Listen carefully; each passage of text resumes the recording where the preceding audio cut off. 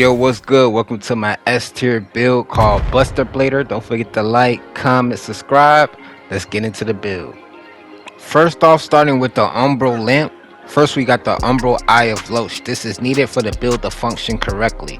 So basically, when you charge a heavy attack, all damage is received as weathered damage and your posture cannot be broken. Next, we got the umbral eye of Marco. This gives you an extra soul flake charge in your second slot. And for the last eye, you can absolutely run in whatever you want. It's solely up to you. For the weapon, we're using the Ravager Gregory Sword plus 10.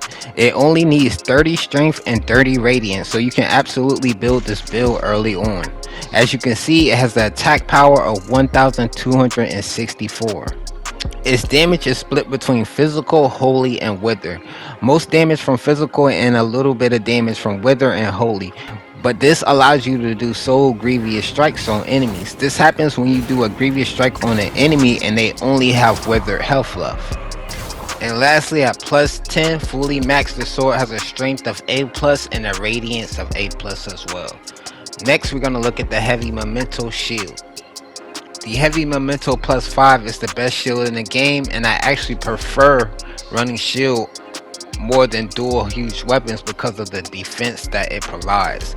Being able to neutralize a fire attack, especially from a boss, is insane itself. Next, we're going to knock out the runes of both the weapon and the shield. First rune we have is the Relux rune. This makes your charge attacks do increased damage. Next, we got the Oromon rune, increasing our radiant scaling. And lastly, we got the Shun rune, increasing our elemental damage. And don't forget, the Gregory Sword has holy and wither damage as well. Next, for the heavy memento plus 5, first rune we're running is the Crafter's Essence. The heavy memento is heavy, it has it in the name, so you need the Crafter's Essence to basically make the weight 0. And for our next two runes, we're running Nartun runes for mana regeneration to help us with our mana regeneration because our spells cost a lot of mana. Next, for our catalyst, we're running the Exactor Scripture plus 10. This is an S rank catalyst, one of the best radiance catalysts in the game. Next, we got Radiant Weapon. This is the only radiant spell we use, but we absolutely need it to hit harder. Next, you need Ader's Rage. This is the another main source of this build right here, because what it does is boost your holy damage, and then we're boosting the radiant damage. And then when you use a charge attack, we're taking away so much posture that they instantly almost become able to grievous strike.